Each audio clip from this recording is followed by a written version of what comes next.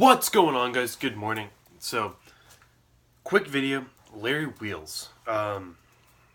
Few people messaged me, tagged me in this. Anyway, so Larry Wheels beat his 405 overhead press with a 425 strict push press. Now, I'll touch on it. I don't know why people are overly surprised about this. Larry Wheels is a freak of nature. The guy is insanely impressive. He's an amazing powerlifter. All of his lifts are insanely impressive. He has a good physique. Overall, I really like watching him. I watch his videos. He seems like a good person.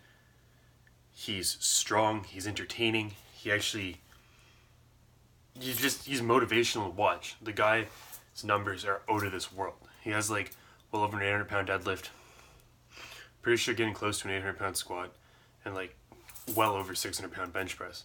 So yes, it doesn't overly surprise me that the guy can strict press over 400 pounds. Now, that being said, people are like, how do you get that strong? How do you get that strong? Let's be honest.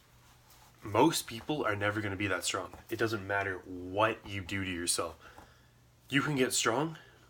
There's progressive overload, but there are people that can get ridiculously strong, and there's people that can get strength that's above average, people that can get averagely strong. And realistically, most people will never bench press over 500 pounds.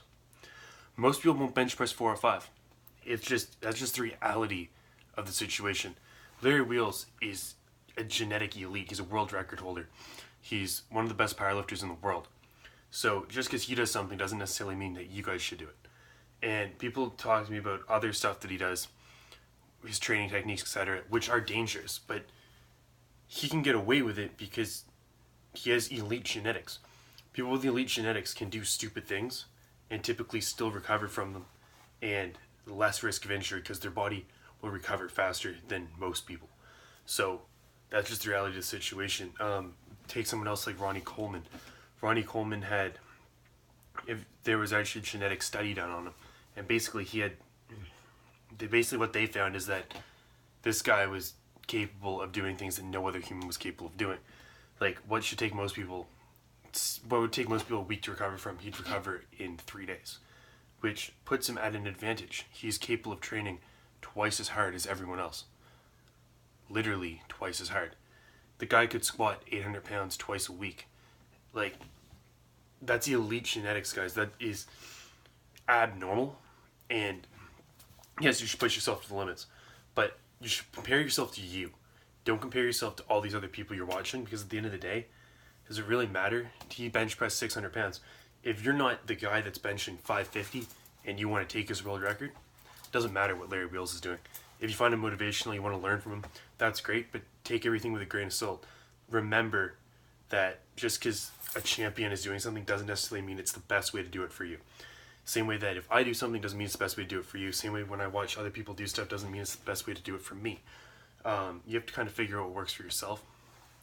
And if I ever try to overhead press 405, my arms will fall off my body, or something will snap. My genetics are not going to allow me to overhead press 405 pounds. I don't care what I do. And nor would I want to ever try to do that. But anyway, so that's my take on the situation. Larry Wheels, amazing powerlifter, insanely impressive, entertaining to watch, but you shouldn't get caught up in what other people are doing. Don't compare your strength to Larry Wheels. Compare your strength to what you did in the gym last week and keep making gains. Anyway, I appreciate all the support, and I will talk to you guys soon.